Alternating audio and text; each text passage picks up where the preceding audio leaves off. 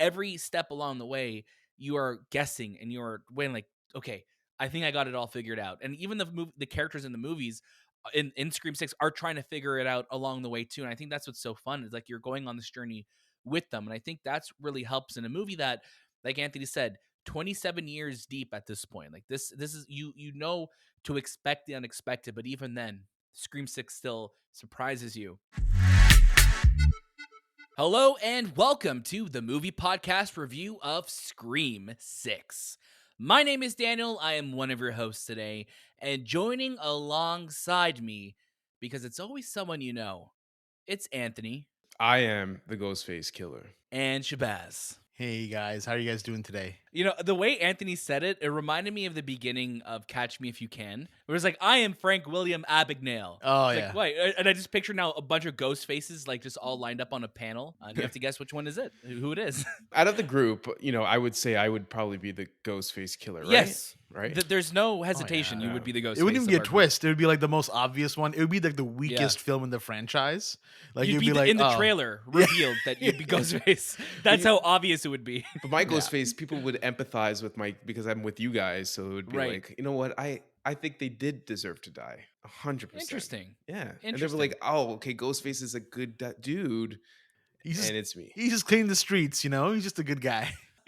This is, of course, is the spoiler-free review for Scream 6. Again, this is another film that we've been so excited for this year. And right off the top, I want to say thank you to our friends at Paramount Pictures Canada for inviting us to watch the film for review. And of course, this will be spoiler-free. This is just our thoughts. This is our reactions to the film. There are no spoilers here. So if you want to watch it this week, obviously, don't worry, we're not going to spoil anything that happens. But of course, this is the movie podcast. You can catch a brand new episode of our show every single Monday, and watch out throughout the week for our reviews and interviews on all the latest movies and series. We have some incredible reviews out right now that you can listen to. We have some even more amazing interviews that we have. Every week, Shay's been leading us through The Last of Us, which is an incredible show on HBO. And you know what? For this week's after show, we thought, let's go big. Let's have the one and only Troy Baker join us. So Joel himself, and you know him from pretty much every other single video game that exists because he's everywhere. We have Troy Baker joining us. And of course, he is also starring in this week's episode of The Last of Us. So we are so lucky to have him join us. Make sure you go check out that episode. And make sure you join our Discord. We're going to be having a spoiler room for this very movie. You want to talk about it? Let's all talk about it once the movie is out. Of course, let's be mindful of others on social media, not to spoil anything, because again, we're not spoiling anything until probably after the opening weekend is when we're going to be talking all the spoilers. So look forward to all of that and more. And of course, if you're watching this on YouTube, please like, subscribe, leave a comment below. Let us know who you think would be the Ghostface killer out of the three of us. And of course, I know it's going to be Anthony, so don't even bother telling us at this point. Your silence, we assume it's Anthony. I do want to ask both of you, before we get into all the fun of Scream 6, I want to ask how you are. We're recording this currently in the thunder snow? A thunder snow. We're doing a weather segment right now? We are, because I think this weather's pretty notable that we have to talk about it. This could be our last review that we record if the thunder snow kills us, so it's possible. How are you feeling, Shay? I am feeling scared, mostly because of the fact that I don't think I've really ever seen thunder and lightning alongside like 45,000 feet of snow ever before. Like, Right. I don't think what is next? You know, I think anything is possible at this point. Like if Ghostface came to my house, hold on, my doorbell's ringing. 1 second. No, I'm just kidding. He's not here. I hope not, at least. That is like the last thing that's remaining in this to occur. I'm also really scared now because I just manifested Ghostface, and I'm afraid that right behind me, if you're watching this on YouTube, which hopefully you are because you're subscribed, you'll see him pop out of this door. That'd have been really cool, like if we planned that, like because we all have, except for Anthony, you have a window, Anthony, but Daniel, you have 3 doors. You have 3 chances. I only have 1 3 door. chances of one. I have 1 door behind me. We should have hired somebody to pop out of there, or one of our family members to pop out of there and scare we us. Can cut this right now. I'll drive your house right now in the storm. Oh, Yeah. I'll drive in the storm. Okay. And I will pretend to be Ghostface. But you'll actually kill us, though. I will stab you Oh. Okay. in the arm. Just in the arm. Warning shot. It would still hurt. It would still hurt. I'll be We honest. gotta make with it believable for the audience, you know. Like, no, you're right. It's You're I'm true. not right. gonna stab you, and I'm not gonna kill you on screen. That's after. That's after. Okay, that's just for us. That's just for us. Anthony, how are you doing though? Are you surviving the storm? Are you doing okay? I've been on this planet for many years. Where are you going with this? Hold on. Wait, what did you ask him? This is just another day in Toronto in February. I'm over snow at this point. Well, it's Yeah. March, so maybe that should be your first concern. What did I say? February? You said February. Sorry, Yeah. March. I keep forgetting. I can't believe it's Yeah. March. But yeah, like You went back in time. You used to be ahead in time. Yeah, but he's February 2025 though. Oh, so He went really ahead. 2 years ahead. 2 years. Yeah, he went 2 years ahead. Shit. I love how the amount of snow that we've gotten. I know this again, we're talking about the weather, but the amount of snow we've gotten always happens at the end when we're so close to the spring season. Yeah. It's like God saying, "Oh no, the snow that you should have gotten November, December, January. Well, Yeah. we're gonna pile it up in March and April. We're and making May." up for it now. Yeah. We're But making up yeah. for lost time. What can I say? It's just another day in Toronto. It's true. Another day in but February. it's another day in February plus a few days, but we get to talk about Scream 6 today, which again releases in theaters on March 10th. Thank you again to our friends at Paramount Pictures Canada for inviting us to watch this film. There's a lot of familiar faces in this movie, which if you want to go back through the archives of the movie podcast, you'll see people like Devyn Nekoda, Tony Revolori, Josh Segarra, and Jack Champion, who are all stars of this movie alongside Jenna Ortega, Melissa Barrera, Jasmin Savoy Brown, and so many more incredible people in this cast. But it's pretty cool to know that, like, yeah, we have a bunch of the cast of this huge movie that was already on our show. Some would say that our show propelled them to be on Scream 6. Science is still looking into the results of that. We but did you can't say deny it. We did say to mostly everyone that we interviewed, we said you would look really good being chased by Ghostface. Yeah. It's a question, and it's a statement that we say to everyone. And sometimes in a movie like this, it did pay off. So we're really lucky there. But let's get right into it. Like I said, this is going to be our spoiler-free review. No spoilers from us. Let's just hear what we thought about the movie. And I want to get Anthony to read us our synopsis. Following the latest Ghostface killings, the 4 survivors leave Woodsboro behind and start a fresh chapter in New York City. That is short and sweet, to the point. Let's get right into it. Shahbaz, I'm going to get you to start us off with your first reactions to Scream 6. Scream 6 is brutal, bloody, and has some of the best action sequences in the entire franchise. Jenna Ortega, Jasmin Savoy Brown are some of my favorites in this entire film because they really carry this balance of comedy while also dealing with the fact that the Ghostface killer is chasing them. And then you have someone like Mason Gooding, who had great moments in Scream 5, but in this one definitely propelled to more of a front-facing character and had brought that levity, brought that human emotion as well. But on top of that, this movie is just such a breath of fresh air from its opening sequence all the way down to the very end. I absolutely loved this movie. There are moments where I was literally at the edge of my seat going like, okay, I don't know what's going to happen. And a movie that's, a franchise that's 6 movies deep, to continue to do that is an absolute mind-blowing sensation. Like I can't believe that we're at this point where I'm still being surprised, where I'm still being shocked. I remember Daniel, I grabbed your arm a bunch of times, as we always do. That's the real test. If you know that the movie is good, if you see us, the in a scares theater, are real, if the scares are real, or the 100%. action is insane, usually you and I will just be like, Yeah. That's also us being stabbed, I think. Yeah, and you also a little bit sound like a clicker in The Last of Us. A little bit. I was I'm a not a fan of that little self-promotion plug in there as well. There you go. But then we There have you go. returning characters. I mean, we got Hayden Panettiere back, who's the lovely Kirby from Scream 4, and she's fantastic in this too. It's so nice to have these legacy characters come back. As someone who loves film, the Scream films acknowledge that fact. They're so meta. They're so self-aware of the silliness that is a slasher film that you can't really be upset about those things that are kind of happening. But yeah, I love this movie. I thought it was great, and I can't wait to talk more about it. But let's give you guys the floor. It's funny that you talk about edge of your seat, because also another movie that I was on the edge of my seat for was Creed 3, where I literally felt myself inching closer and closer to the edge of it. And it's great having two like great movies back to back. And I think that's what Scream is. I think Scream 6 really is a fantastic movie. I think it's so sharply written. I think that the direction is just super tight and is super tactile. And I think the twists that we get along the way in this movie, I think you get a really great payoff for all of them. And of course, Jenna Ortega slays throughout. So let's open it up. Let's open it up because I know all of us, we all have some different opinions. We all have some different mixed feelings on it as well too. So let's get Anthony. I want Anthony to come on in, join the water. Anthony, let's get this discussion going. And again, Gonna be baptized. we are all going to be spoiler free here, so don't worry. But let's talk about it. Yeah, I'm impartial to Scream 6. I'm not a fan of it, but I don't dislike it. Like, But you are a fan of Scream, though. I am a fan of Scream. Yes, I just wasn't a fan of the fifth one, and for this one, I think I liked it more than the fifth one. But I'm not in love with it like you guys are. Like, I'm a fan of certain things about this film. Like, I'm a fan of the new location. I think New York is the perfect setting for Ghostface because of how condensed it is with people. It creates like a new like dynamic for a killer to murder in, rather than murdering in California, where it's like more open, it's suburban-y. Like, you're now condensed with tons of people in New York, so it's harder to get away with things. But this type of Ghostface is a different type of Ghostface. They're more brutal with their murders. They're very gritty. It feels very New York based. They're not afraid to be seen.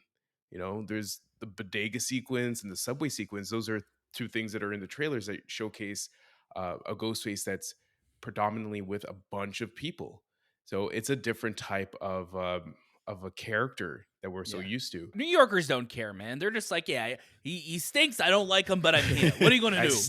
This has been our experience being in New York. I mean, I've seen many people die. Yeah, you just keep walking. Mm-hmm. You just keep walking. Exactly, by. and you don't really mess with people in New York because they could all be Ghostface killers. I love the opening sequence. Every Scream film has like that memorable opening, and directors Matt and Tyler create an interesting setup to the story where I do believe it's a different way of attacking Ghostface, is showcasing um, the character, which is really, really unique. So I like that. I also like the character interaction between the sisters, Sam and Tara. I think they did a fantastic job of creating a bond, which, Sydney and Gail had that bond, but it was different because you never knew if they were friends or not, but they did it because of like they had to. But this is different. It's like family bond, it's blood bond, so it's more risk at this connection, and they're together for the whole film, which I love. And Ortega being such a big actress now, she shines as Tara, and her big sister Sam being this unstoppable force of, she's kind of like in the line, I don't know if I'm good, I don't know if I'm bad. She's still having those issues from episode from the last movie. So those are things that I liked about it. The things I didn't like about it was, it's very similar to all the other Scream films we've had in the past. I am aware of the messaging behind Scream being self-aware, meta, and it plays on the tropes of previous films and franchises and yada yada yada yada yada. That's been happening for 27 years of this franchise. Jeez, yeah. I just needed more from it at this point. I think I'm tired of that. I think the trope of being a prequel to a sequel to a requel, like I'm just over it. I think I want a more mature Scream now. I want someone who so scary that I don't want to laugh anymore. I know it sounds funny. And maybe this just be my age, maybe it's my way of like wanting this character to grow out of this kind of fan fiction franchisey thing that's going with. But that's where I'm at. And I'm not a big fan of the friend group. I feel like they're just really annoying and obnoxious. But like I think a lot of people will enjoy it. But that's where I'm at with Scream. Yeah, and I there's definitely points where I agree with here. And when you're looking at the friend group, I think they very much are playing the parts of like we are getting these caricatures or these archetypes of these characters that we would get in these movies. So they want it to feel familiar that way. But I also get that, who knows where they're going to go after this. Again, I'm not talking any spoilers. There's no spoilers. Who knows if there's going to be a Scream 7. But it would be interesting to see, yeah, like what would if we evolved, this franchise even further, because I do think 5 and 6 evolve the series forward. I do think they push it forward into a new direction that feels more modern and with the times of with the sequels and the franchise and the IPs that we're all dealing with. And Scream's always been a reflection of that. But I totally get it, because we've seen a lot of horror franchises have that success where we're like, okay, look at like Evil Dead, and then we got Evil Dead 2013, which was a very much a mature and darker film than what the previous Evil Dead films were, at least after the first film. And there's also even Halloween, where, the Halloween sequels all got a little silly. 2018 felt very serious. The ones after that felt very silly. But they did try and do something a little different there. So I'm curious, what does it look like going forward for Scream? What is the future of Scream going to look like? I think that would be a great discussion for us down the road on the movie podcast when when this movie is out and we could talk about it more open. But I totally understand your criticisms, Anthony. I totally, uh, obviously they're valid. But yeah, jump in. No, I was just gonna say that what I was really glad about this film too, that change of scenery I think was super necessary. We're moving over from Woodsboro and even LA, but the whole California area, like we're moving away from that kind of now over to New York, which is high rises, it's buildings, it's these giant parks, and you introduce a lot more elements here. And I think the fun that they kind of have with that is great. I also am a big fan of the Ghostface mask, like this really worn The down, weathered look to gray, it, right? weathered look to it, Yeah. gale weathered look to it. Um, Good one. and I love all the moments that you kind of see in the trailer. Like the trailer really does show you some of these highlighted moments, but man, when you see them in the actual movie, it's you're still so surprised. You're still so shocked that they're occurring the way they are, because a lot of great misdirections happening there too. So if you feel like a lot of people sometimes say, "Oh man, I watched the trailer, I've seen the movie," you haven't seen anything yet. This is going to be Yeah. such a great surprise for you. I loved Dermot Mulroney as well. I think he's such an interesting character to kind of have in this kind of a movie. And whenever he pops up somewhere, he's always really fun and interesting. Josh Segarra, who we had on our show for She-Hulk, he's just like he's so lovable, he's so charming that you're just kind of like, I really don't want you to be a killer, please just be a nice guy. So just watching him is just so much fun as well. And it's great that we got to see Courteney Cox. I think the elephant in the room sometimes this kind of movie is, when you talk about Nev Campbell, like, oh, she's not coming back, the way the story's being told, I don't think fans are going to be upset. I think true fans of the Yeah. entire franchise will still feel that love for Nev and Sydney as well. Yeah, of course, and I think that's a great point, and I think to Anthony's point too, to bring it all together, this is very much a story of sisterhood. So I think that's the focus. Yeah, like Nev Campbell is the Scream franchise. She's crucial to it. But when we're telling the story, I think we're okay to not have her going on, because again, I think it would have felt a little shoehorned, which I think the legacy characters in Scream 5 last year at some points felt like, do you really need to be here right now? Do you really need to be kind of on this journey with them? But there was a point that you said, Shay, that about the trailer. And I think this movie at every point, Scream 6 subverts your expectations. There are so many twists and turns along the way that I I could never see where it was going. And just as you eliminate somebody off your list, of like, okay, not them, can't be them. Could it be them? Wait, is it them? Like you're going on that journey in this movie, and that's what I love so much about it. Every step along the way, you are guessing and you're waiting. Like, okay, I think I got it all figured out. And even the characters in the movies in Scream 6 are trying to figure it out along the way too. And I think that's what's so fun is like you're going on this journey with them. And I think that's really helps in a movie that, like Anthony said, 27 years deep at this point. Like this is you know to expect the unexpected, but even then Scream 6 still surprises you. And I really do think Scream 6 is a love letter to the franchise, just because you are bringing back legacy characters. You are bringing back the legacy of Ghostface. And I think the way the film deals with that throughout is really cool. And I think if you are a longtime fan of Scream, there's going to be a lot to love in this movie. And as someone who really liked Scream 5, I really loved Scream 6, and I think this is probably top 3, maybe even top 2 of the franchise for me. Again, it has recency bias, so take that with a grain of salt or a drop of blood, whatever you want to call it. But I'm really excited to watch this movie again. I'm really excited to see where it's going to kind of land over time with me. But if you're looking for a great time in the theater, March is off to an incredible start. We have Creed, we have Scream, and we have so many more movies coming along the way. And it's a good time to be at the movies right now. It really is. I just Really, really love this film. Going back to what you were saying about Sydney not being part of this movie, it did feel like, very similar to Creed, where Rocky wasn't a part of the Creed, and I think that says like you they were there in some sort of spiritual form. Hmm. There's movies where you just need to separate yourself from those franchise players, and they become their own type of movie without the reliance of having these franchise legacy actors, actresses be such a huge part of it. And then you never know. Like Nev Campbell might come back in the future. We don't know. We just it's just at this point, this was a story about sisters and sisterhood and the bond between them. And yeah, like I think the action sequence, like I'll say it again, man. Those murders, I've never seen. Brutal. I've never seen on in a screen before, and I know we've seen people get uh, pulled into a garage door. We've seen people hang. Like there's so many different murders, but these ones you just feel brutal. It's a brutal movie. Like it is. There are some things that I'm still wincing at, and I'm still recovering from because you're like, holy shit, they went there. Yeah, the like exactly what you guys are talking about here. The action sequences, like I mentioned in my intro, were so just they felt like an action film. Like they were like John Wick elements to the sound effects that you're hearing, the way even a knife was being cleaned of the blood.